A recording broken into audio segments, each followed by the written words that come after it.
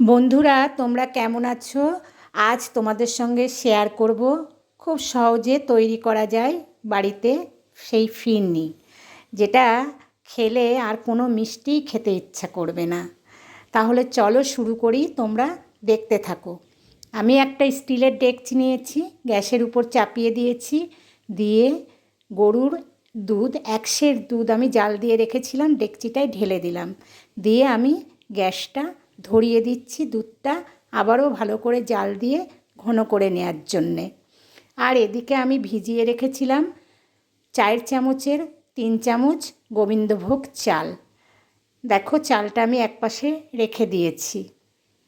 এবার দেখি দুধটা কতটা ফুটে উঠেছে। দেখো, দুধটা ফুটে অনেকটা ঘন হয়ে গেছে। আমি এবার এর মধ্যে দিয়ে দেব 4টে এলাচ ফাটিয়ে, সেন্টটা খুব ভালো বেরোনোর জন্যে।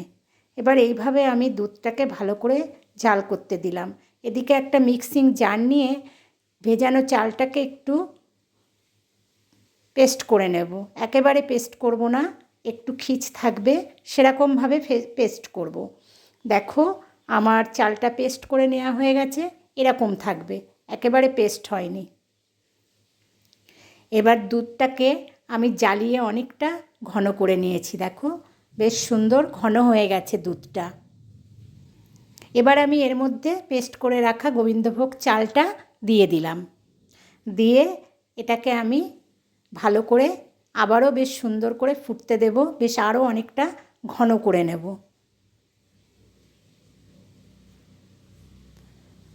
দুধটা ফুটিয়ে দেখো অনেকটা ঘন করে নিয়েছি। দেখো, চালটা আমার সেদ্ধ হয়ে গেছে। তোমাদের আমি তুলে দেখাচ্ছি কেমন সেদ্ধ হয়েছে।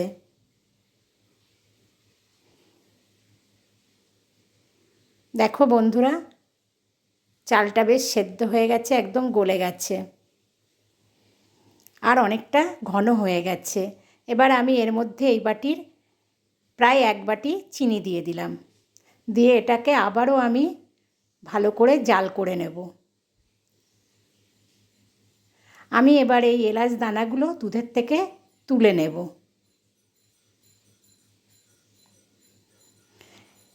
দুধটাকে আবারও আবার জাল হতে দিয়েছি।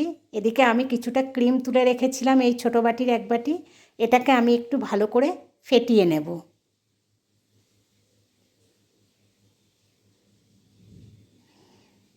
এটাকে আমি ভালো করে ফেটিয়ে নিয়ে একপাশে রেখে দিচ্ছি।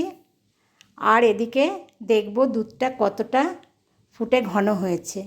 দেখো, চিনিটা গুলে অনেকটাই ঘন হয়ে গেছে। আরও আমি জাল দিয়ে এটাকে ঘন করে নেব। আমি এবার এর মধ্যে একটু অল্প করে কেশর দিয়ে দিলাম।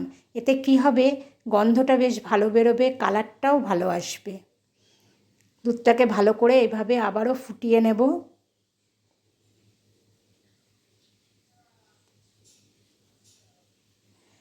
দেখো, বেশ ঘন করে ফুটিয়ে নিয়েছি, কালারটাও আস্তে আস্তে চেঞ্জ হয়ে গেছে। আবারও ফুটিয়ে নিচ্ছি। এবার আমি এর মধ্যে ক্রিমটা ঢেলে দিলাম, তাহলে আরও বেশ সুন্দর টেস্ট হবে, ঘন হবে। একটু ক্রিম দিলে বাড়িতেই এরকম করে ক্রিম তুলে রাখা যায় দুধের থেকে। আবারও আমি বেশ ফুটিয়ে ঘন করে নিচ্ছি। গ্যাসের ফ্লেমটা একটু লো করে দিয়ে ফুটাচ্ছি, যাতে ধরে না যায় তলায়। দেখো, বেশ ঘন হয়ে এসছে। এবার আমি এর মধ্যে দিয়ে দেব, এটা অপশনাল, দেওয়াও যায়, তোমরা দিতেও পারো আবার নাও দিতে পারো, একটু গোলাপ জল 4 চামচের 1 চামচেরও কম। তাতে কি হবে, একটু গন্ধটা বেশ সুন্দর বের হবে, এর জন্যই আমি গোলাপ জলটা দিলাম। এবার গ্যাসের ফ্লেমটা আমি অফ করে দিচ্ছি। উপর থেকে একটু পেস্তা ছড়িয়ে দিলাম, পেস্তা কুচি। এবার এটাকে আমি ঢাকা দিয়ে 5-7 মিনিট রেখে দিয়ে তারপরে সার্ভ করার জন্য একটা পাত্রে ঢালবো। দেখো, একটা পাত্রে ঢেলেছি। এটার উপর দিয়ে আমি একটু কেশর ছড়িয়ে দিলাম,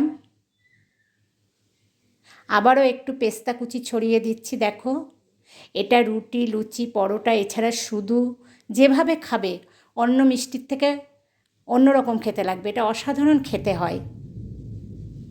আর এটা যেটুকু একটু পাতলা আছে ফ্রিজে রেখে দেবে 2-3 ঘন্টা, তারপর সার্ভ করবে।